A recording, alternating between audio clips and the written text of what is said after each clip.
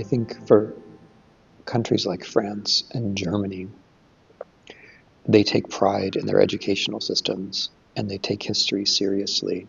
But the narrative that they're taught of European history is very much a West European story. And when East Europe comes in, it's usually in the form of Russia or the Soviet Union.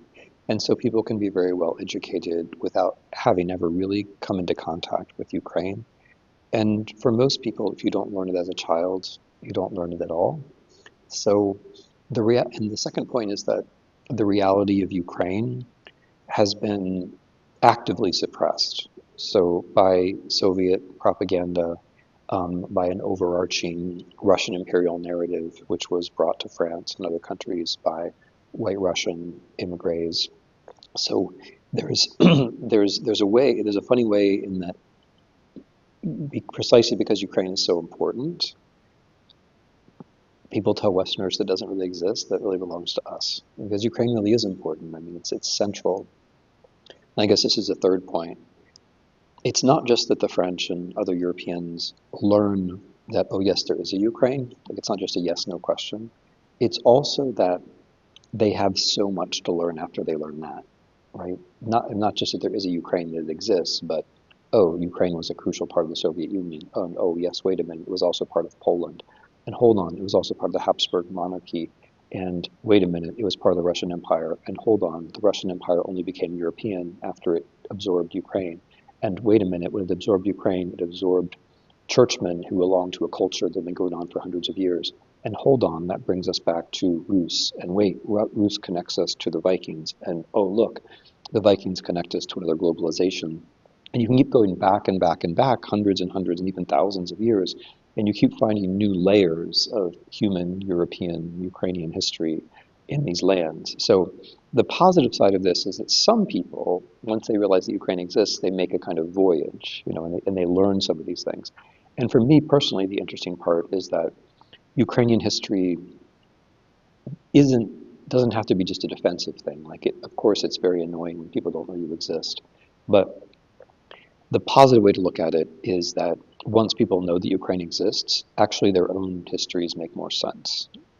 Their own histories make more sense.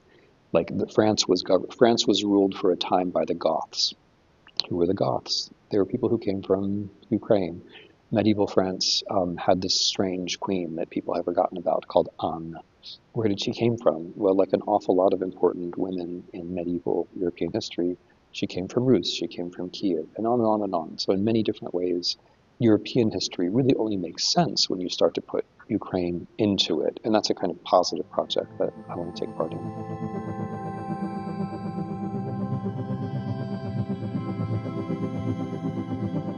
Well, we just had a nice little chat about how central Ukraine is culturally.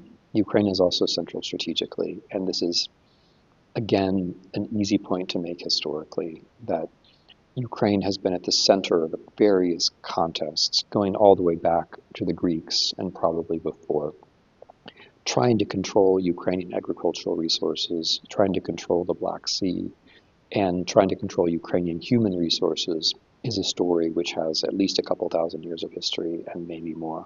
In modern history, the First World War was largely about Ukraine. The Second World War was chiefly about Ukraine.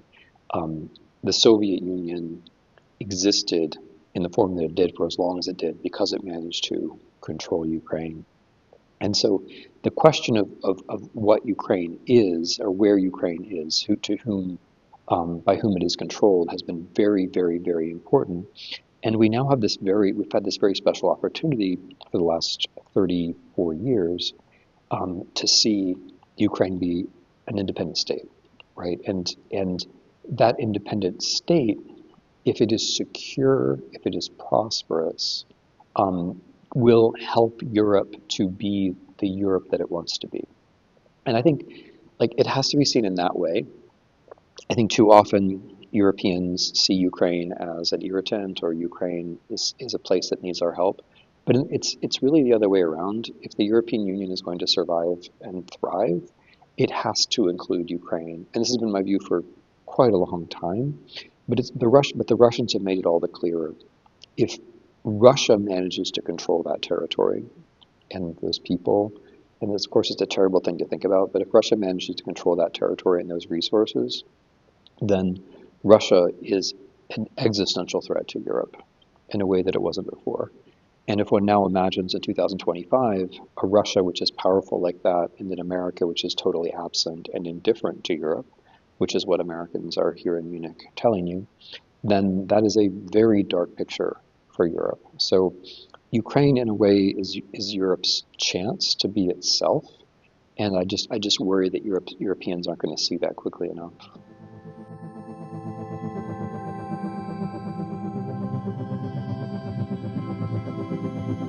So first of all, in general, statues go up and statues go down, and like that's just true. It happens.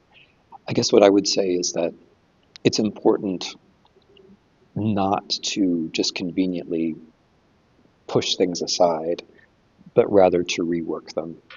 So not all monuments are going to continue to be monuments, but certainly, for example, the history of Ukrainians in the Red Army is an organic part of a lot of histories of families, and there are many other examples like that. And it doesn't do to just deny that ever happened or pretend it didn't exist. It has to be rethought, but in some kind of honest way.